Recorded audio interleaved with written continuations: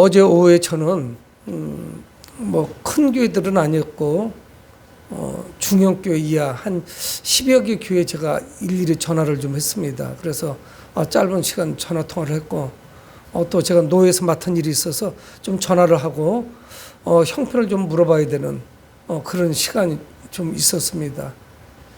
10개 교회쯤 전화했는데 2교회 정도가 이 코로나 팬데믹 이전보다 그리 좀 어렵지 않고 재정들이 많이 어렵더라고요. 그래서 재정이 어렵다는 이야기는 성도가 줄었던가 아니면 하는 일들이 어려우니까 헌금이 좀 줄었던가 뭐 2가지 중에 한 개고, 그래서 지금 뭐 현재 교회 운영이나 이런 것은 좀 어떤지 물어봤더니 다 좀 많이 좀 어렵습니다. 목사님 그렇게 이야기들을 하더라고요.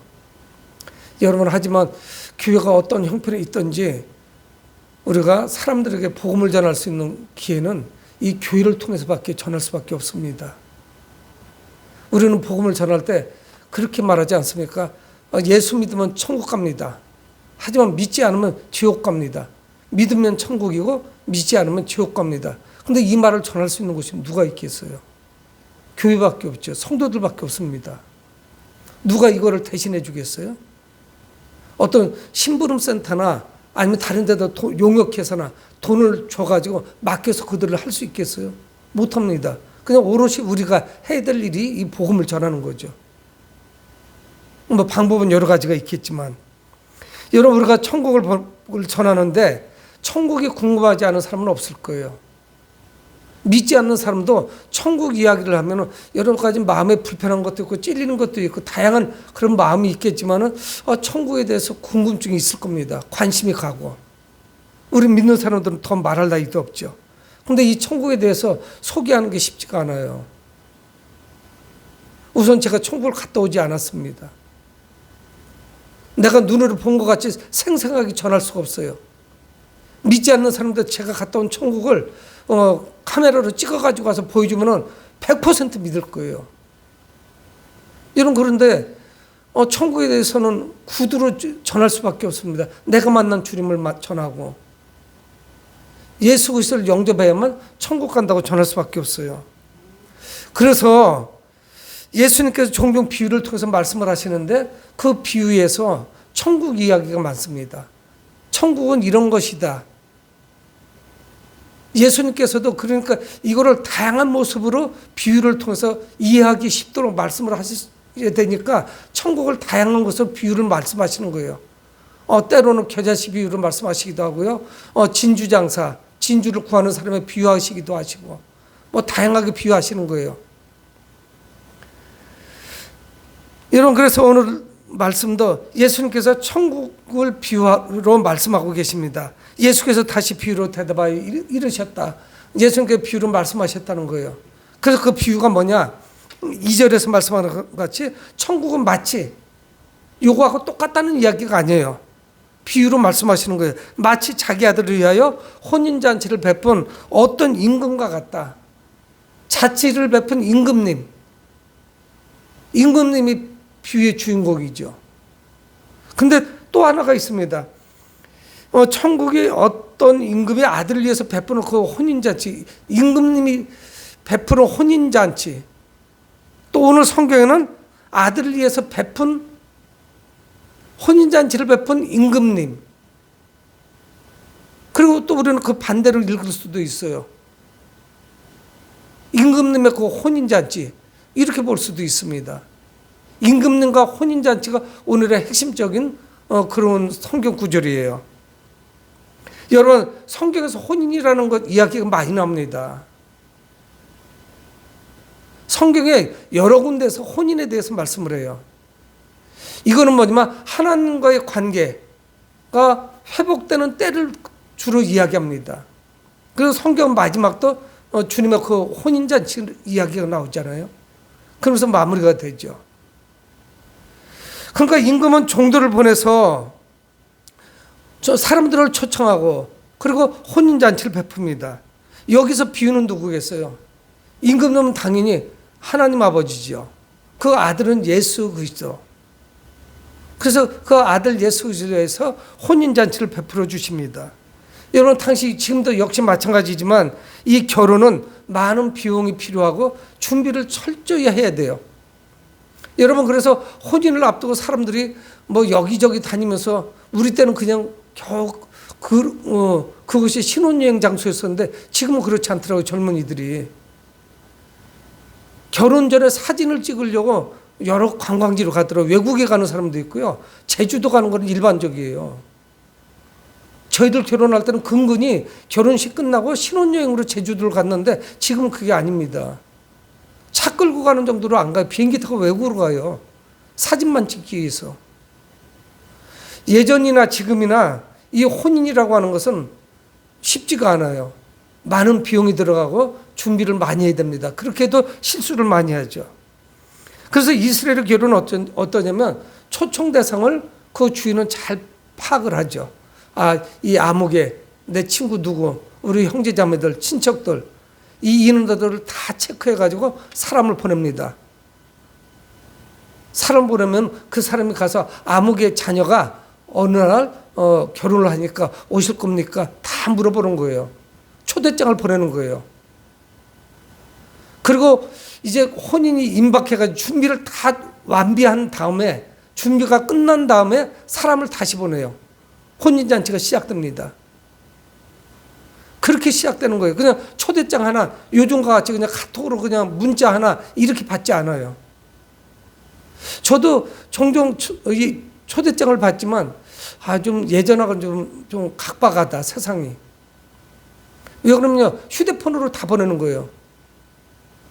그래도 예전에는 다 써서 주소를 쓰기도 하고 출력을 해서라도 우편으로 보냈거든요.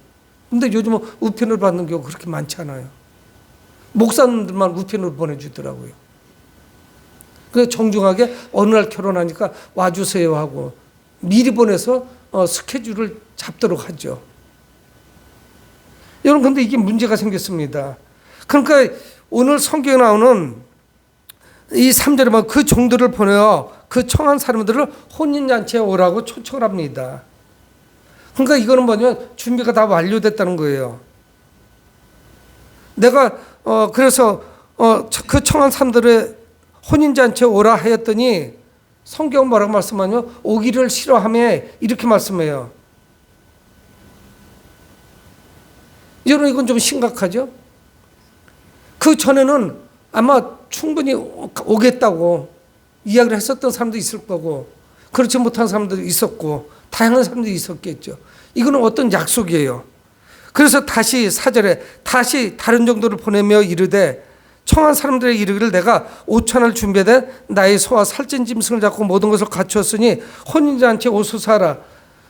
다른 사람들 보냅니다. 사람을 보냈다가 오기를 시작하니까 또 보내요. 그러면서 이 잔치가 어떻게 준비되었는지를 상세히 설명하라고 말합니다. 소와 살찐 짐승을 잡았어요. 모든 것을 갖추었습니다. 다시 초청했음에도 불구하고 그들은 어떻게 하느냐? 뒤돌아보지도 않아요. 이 주인은 철저하게 잘 준비를 해서 사람들을 보내고 1차, 2차, 3차 계속 보냅니다. 사람들을 보내서 가는데 사람들은 오기 싫어해요. 그래서 이 잔치가 얼마나 훌륭한 잔치인지, 이 잔치에 꼭 와라. 와서 손해볼 것이 없다. 그래서 초청하는 거예요. 사람을 보냈어요. 그런데 5절은 말씀합니다. 그들이 돌아보지도 않고 한 사람은 자기 밭으로 한 사람은 자기 사업하러 가고. 여러분, 이 비유 말씀같이 임금님이 잔치를 베풀고 사람들을 오라고, 그래서 또 사람들을 보내서 초대를 하는데 이들이 오기를 싫어해요. 그런데 왜 그러는데? 돌아보지도 않았대요. 아주 냉철합니다. 여러분, 우리가 복음을 들고 나가지만 사람들은 냉철해요. 우리 교회에서 주님의 그 혼인잔치가 있습니다. 기쁨의 잔치가 있습니다. 예배라고 하는 잔치가 준비되어 있습니다. 오셔서 우리가 이 잔치 함께 참여할까요? 우리가 드리는 이 예배라고 하는 이 기쁨은 천국에서 누리는 그 기쁨의 예고편이에요. 우리는 우울하게 예배 드리지 않습니다. 근데 그들이 하는 이야기는 뭐냐면, 나는 밭으로 가야 된다. 밭에 할 일이 있다고. 또 어떤 사람은 자기 사업을 하러 가요. 우선순위가 완전히 바뀌어버렸습니다. 그러니까 임금님은 그 혼인잔치보다 지금 더 급한 게 있는데 그게 우선이에요. 다 개인적인 거예요. 그뿐이 아닙니다. 6절에 그 남은 자들은 종들을 잡아 모욕하고 죽이니. 여러분, 이 비유는 다 뭡니까? 이미 초대장을 받은 자들은 누구예요? 이스라엘 백성들이에요. 하나님께서는 말씀하셨고 하나님께로 돌아오라고 계속 선지자들을 보내요. 그랬더니 다 바쁘다는 거예요. 자기 일로 바빠요. 난 밭에 나가야 된다고. 나는 사업차 다른 데 가야 된다고. 또 어떤 데는 선지자들을 보냈더니 선지자들을 잡아서 죽여버렸어요. 그래서 6절 말씀하는 거예요. 그 남은 자들은 종들을 잡아 모욕하고 죽이니. 하나님께서 말씀하시는데 누구도 관심을 가지고 듣지를 않습니다. 움직이지를 않아요. 그래서 7절은 뭐라고 말씀하시냐면 임금이 노하여 군대를 보내어 그 살인한 자들을 진멸하고 그 동네를 불사르고. 그들이 그 임금의 초대에 냉철하니까 그 임금님도 냉철한 거예요. 임금이 노해서 군대를 보내고 살인한 자들을 진멸하라. 동네는 다 불태워버리라 말씀하는 거예요. 여러분, 예수님께서 이거를 비유로 말씀하셨는데 예수님께서 십자가에서 죽으시고 부활하신 이후 40년이 지나서 그 한 세대가 막 지나갈 무렵쯤에 주 70년쯤에 로마 장군 디도라고 하는 사람, 티투스라고 하는 장군이 막강한 군대를 이끌고 예루살렘에 들어옵니다. 그래서 초토화시키는 거예요.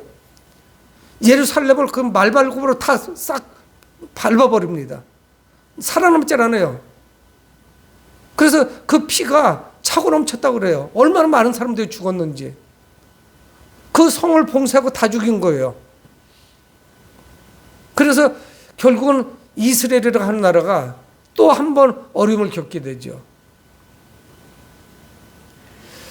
하나님께서 이스라엘을 선택하셨지만 그들을 초청하셨는데도 불구하고 그들을 거부했습니다. 예수께 비유로 말씀하는 거예요. 여러분, 하나님의 초청을 거부하면 피할 수 없는 심판만이 있어요. 여러분, 우리는 주님의 그 부르심에 아멘으로 응답해야 됩니다. 여러분, 우리는 최선을 다해서 복음을 전해야 되죠. 여러분, 하지만 우리가 그들의 반응까지 또 그들의 앞으로의 가능성까지 우리는 신경 쓸 필요는 없어요. 전하면 돼요. 이 사람 믿을 것인가 안 믿을 것인가 너무 고민하실 필요는 없어요. 우리는 주님의 초대장을 들고 나가기만 하면 돼요. 여기 천국잔치가 있으니 오십시오. 여러분들이 일찍 경험해보지 못한 그런 잔치가 될 것입니다. 우리 주인께서 얼마나 풍성하게 준비했는지 모릅니다. 이곳에 생명이 있습니다. 오세요. 근데 목사님들 이야기를 들어보니까 모두가 어렵다는 거예요. 전도가 어렵죠. 이 코로나 팬데믹 상황에서 예배가 제대로 잘 이루어지지 않는 이때를 틈타가지고 교회를 안 나옵니다. 그런 성도들 부지기수인 거예요. 무슨 신앙이 그래요. 여러분, 임금님은 처음에 초청 대상들을 더 이상 기다릴 수 없다고 판단했어요. 그래서 오늘 8절 말씀합니다. 이에 종들에게 이르되, 계속적으로 종들을 보내는 거예요. 혼인잔치는 준비되었으나 청한 사람들은 합당하지 아니하니. 합당하지 않아요. 아예 오지 않고 있습니다. 여러 번 불렀는데 응답하지 않아요. 수차례 보냈습니다. 한 번, 두 번이 아니었어요. 계속 선지자들을 보낸 거예요. 여러분, 구약 성경에 나오는 선지자들 다 그런 분들이 아닙니까? 계속 이스라엘 백성들에게 일깨웠어요. 관심이 없습니다.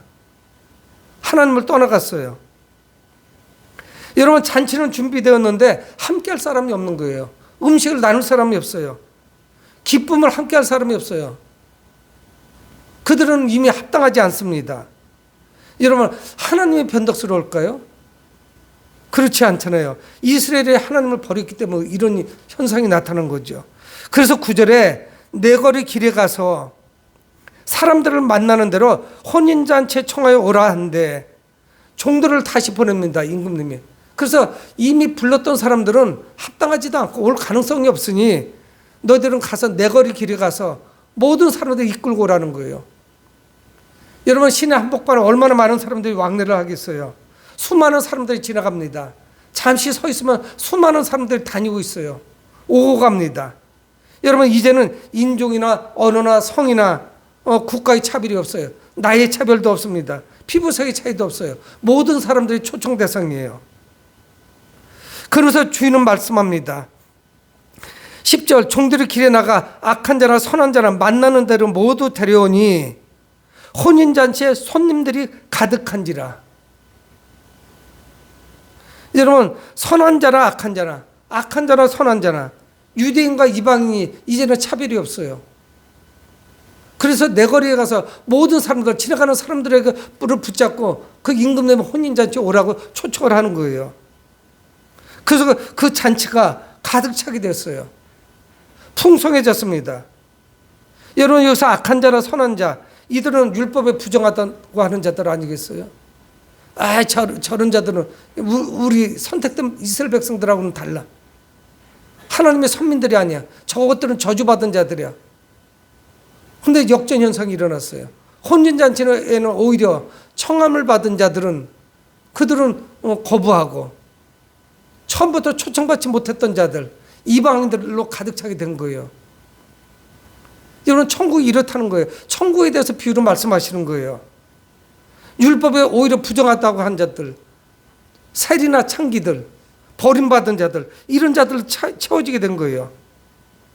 여러분, 혼인잔치에 이제 초청 대상은 그 차별은 이제 모두 사라져 버렸습니다. 여러분, 그러나 이 혼인잔치는 아직도 빈자리가 있어요. 만나는 모든 사람들을 초청해야 됩니다. 우리가 판단할 수 없어요. 우리는 가서 전하시면 돼요. 이 사람 믿을 것인가, 믿지 않을 것인가, 이 사람은 잘 받아들이나 그렇지 않은가, 이런 것까지 우리는 신경 쓸 필요가 없어요. 그래서 모두 데려오니 혼인잔치에 손님들로 가득하더라. 임금이 원하는 대로 풍성한 혼인잔치가 되었습니다. 여러분, 하나님의 은혜는 차별이 없어요. 그러니까 나 같은 사람이 예수를 영접하게 됐죠. 그래서 제가 예수를 믿고 목사까지 됐죠. 그 하나님께서 나를 불러주신 거, 이것이 얼마나 감사해요. 이스라엘이라는 그 울타리를 넘어서 이방 민족인 우리에게까지 복음이 전파되었으니 얼마나 감사한지 몰라요. 여러분, 모태신앙들이 일찍이 경험해보지 못한 그런 경험들을 늦게 믿으면 믿을수록 그 은혜를 우리가 감사할 수 있게 됩니다. 그 은혜가 얼마나 큰 것인지, 어떻게 하나님은 나 같은 사람을 불러주셨는지, 내가 구원받을 수 만한 그런 가능성, 이걸 찾을 수가 없잖아요. 이 하나님의 초청에 응한 모든 사람들에게 그 구원의 은혜를 더해 주십니다. 이 잔치의 풍성함은 하나님께서 채우심으로 우리는 감사로 초청에 응답하면 되는 거예요. 그 모든 것을 하나님이 채워주세요. 우리의 생명의 풍성함은 하나님이 채워주시는 거예요. 하나님의 선물이에요. 우리의 공로로, 우리의 노력으로 우리가 힘써서 채울 수 있는 것이 아닙니다. 우리는 복음을 전할 때 상대방의 그 반응까지, 상대방이 어떤 마음을 가지고 있는지 그것까지 고려할 필요가 없어요. 우리는 그저 초청하시면 돼요. 그러면 그 구원의 축복은 하나님께서 내려주십니다. 여러분, 그래서 오늘 11절에 임금이 손님들을 보러 들어올세, 이제 사람들로 채워졌다고 하니까 임금이 사람들을 보러 왔어요.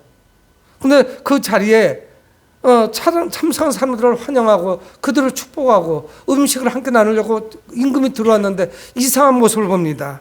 11절 하반절에 예복을 입지 않은 한 사람을 보고, 예복을 입지 않은 한 사람을 봤대요. 여러분, 잔치에 초청받은 사람은 잔치에 알맞은 합당한 옷을 입어야 됩니다. 그 당시 중동에서는 우리도 마찬가지죠. 잔치에 가면서 꾀죄죄하고 가는 사람이 누가 있겠어요. 그래도 우리 집에서 내가 지금 철에 가장 입을 만한 옷을 찾아 입지 않겠어요? 여러분, 특별한 일이 아니라면은 일하다 말고 기름때를 묻히고서 그러고서 잔치에 가지는 않죠. 미리 예비된 잔치라면은 다 준비하고 빗질도 단정하게 하고 그래도 가장 깨끗한 옷을 입고 가지 않겠어요? 그게 당연하거든요. 예복을 입죠. 그런데 그 중동 지역에는 옷을 여러 벌 준비해 놓는답니다. 이 부잣집은. 그래서 사실 옷을 여러 벌 준비해서 자신의 부를 이렇게 과시하는 거예요. 그래서 손님을 초청해서 만약에 예복을 입지 않고 온 사람이 있으면, 깔끔한 옷이 아니면, 일하다가 왔으면 기름때가 묻어 있으면요, 그 새 옷으로, 깨끗한 옷으로 단장을 해줘요. 그래서 함께 참여하도록 해줍니다. 임금이 와서 잔치에 참석해서 함께 음식을 나누고 서로 환영하고 축복하고 덕담을 나누고 이러려고 들어왔는데 예복을 입지 않은 한 사람이 있는 거예요. 여러분, 그래서 임금은 예복을 입지 않은 사람을 향해서 질문합니다. 친구여, 12절에 이르되 친구여, 어찌하여 예복을 입지 않았느냐? 12절에 그 사람에게 말하는 거예요. 예복을 입지 않은 사람에게. 잔치는 들어왔는데 예복을 입지 않았어요. 친구여, 어찌하여, 어떻게 해서 예복을 입지 않았느냐? 묻는 거예요. 여러분, 그냥 이게 모든 과정이 무사히 통과되는 것이 아니에요. 예복을 그런데 입지 않았습니다.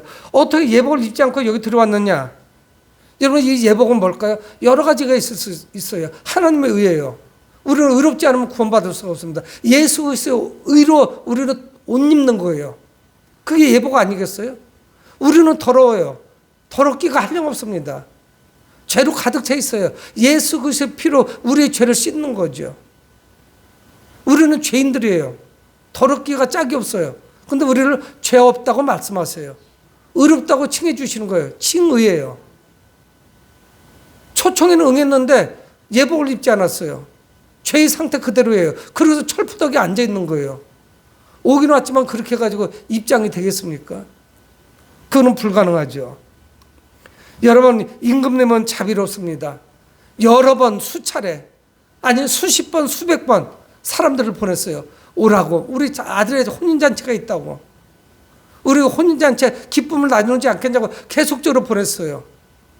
거부하는 사람이 있는가 하면 왔지만 예복을 입지 않고 온 거예요. 아무 생각 없이 온 거죠. 여러분, 주인은 명령합니다. 종들에게. 13절 임금의 사원들에게 말하되 그 손발을 묶어. 누구겠어요? 예복을 입지 않고 온 사람. 이 잔치에 전혀 합당하지 않은 사람을 향해서 말씀하는 거예요. 임금의 사원들에게 말하되 그 손발을 묶어라 명령하는 거예요. 그래서 바깥 어두운 데에 내던지라는 거예요. 이 자리가 아무리 누구에게나 초청할 수 있는 자리지만, 누구나 올 수 있는 자리지만 예복을 입지 않은 자는 합당하지 않다는 거예요. 그래서 어떻게 해요? 손발을 묶는 거예요. 그리고 바깥 어두운 곳으로 집어 던지라는 거예요. 거기서 슬피 울며 이를 갈게 되리라 하니라. 여러분, 잔치를 소홀히 여기는 자, 자비로운 하나님이시지만 그거는 용서하지 않아요. 정말 중요한 것이 무엇인지, 주님의 의로 우리는 옷 입어야 돼요. 우리는 거듭나야 돼요. 변화가 있어야 돼요. 여러분, 이렇지 않은 상태에 그 혼인잔치에 앉아 있을 수가 없습니다. 그래서 성경은 때로는 하얀 사마포를 입었다 말씀하기도 하잖아요. 여러분, 그 거룩한 혼인잔치에 여러분, 우리는 누굽니까? 신부이기도 하지만 우리는 거기에 초청받은 하객이에요. 하객으로 초청받았는데 알고 보니 그 혼인잔치가 내가 신부인 거예요. 요한계시록은 분명히 말씀합니다. 성경이 다 끝나가는 무렵에서 예수 그리스도의 그 혼인잔치를 말씀하고 있어요. 그 혼인잔치의 신부는 누가 초청을 받느냐? 바로 교회예요. 성도들입니다. 근데 아무런 준비가 없는 거예요. 잔치를 소홀히 여긴 사람에게는 자비가 주어지지 않죠. 그래서 예수님은 이 비유의 결론을 말씀하십니다. 우리 14절 같이 한번 읽어보겠습니다. 14절 시작. 청함을 받은 자는 많되 택함을 입은 자는 적으니라. 청함을 받은 자는 많대. 초청받은 사람은 많은데 택함을 입은 자, 선택된 자는 없다는 거예요. 너무 적다는 거예요. 여러분, 수많은 사람들이 예수 그리스도를 믿는 자들에 의해서, 전도자들에 의해서 복음을 들었습니다. 예수 믿어야 천국 갑니다. 예수 천당, 불신 지요, 이거를 막 하고 다니면 사람들은 혐오감을 느끼는 거예요. 저쪽 혀를 차는 거예요. 아이고, 예수 믿어도 특이하게 믿네. 왜 저렇게 고약하게 믿지? 여러분, 서울 지하철역에서 내리면 막 그런 거를 가지고 다니는 사람들이 많아요. 샌드위치 판넬이라고 하죠. 샌드위치맨이라고. 앞뒤에 이렇게 합판으로 하고 뒤 합판에서 거기다 성경 구절 쓰고 막 그러고 다니는 거예요. 여러분, 누가 그를 경멸할 수 있어요? 우리가 용기가 없고 창피해서 못하는 것 뿐이죠. 근데 복음은 단순합니다. 수많은 사람들을 보냈는데 그걸 거부한 결과가 뭐예요? 수많은 초청을 받았지만 결국 선택받은 사람은 많지 않은 거예요. 아마 초청의 소리를 수많은 사람들이 들었을 겁니다. 여러분, 우리는 교회 안이나 교회 밖이나 우리 주변에서 알곡과 가라지를 구분할 수 없어요. 여러분, 하지만 하나님의 눈을 피해갈 수는 없습니다. 임금님만 그 예복을 입지 않은 사람을 발견한 거예요. 그래서 바깥 어두운 데를 쫓겨나서 결박된 상태에서 슬피 울며 일을 가는 거예요. 일을 부득부득 가는 거죠. 누구를 이 때문에 갈겠어요? 자기 자신을 갈겠죠. 내가 참 어리석고 못났다고. 그렇게 많이 초대할 때 나는 도대체 무엇을 했던 것인가? 여러분, 기회는 계속 주어지지 않죠. 여러분, 하나님의 나라는 그 문은, 그 길은 좁아서 가는 사람이 적대요. 분명히 하나님의 말씀하고 있습니다. 협착이에요. 좁아요. 그러니까 사람들이 별로 그 길로 안 가려고 그래요. 여러분, 우리는 그리스도의 의로 옷을 입어야 됩니다. 그리스도를 통하여 죄사함의 옷을 입어야 돼요. 그것이 우리의 예복이에요. 정결하고 거룩해야 돼요. 신부와 같이 단장을 하셔야 돼요.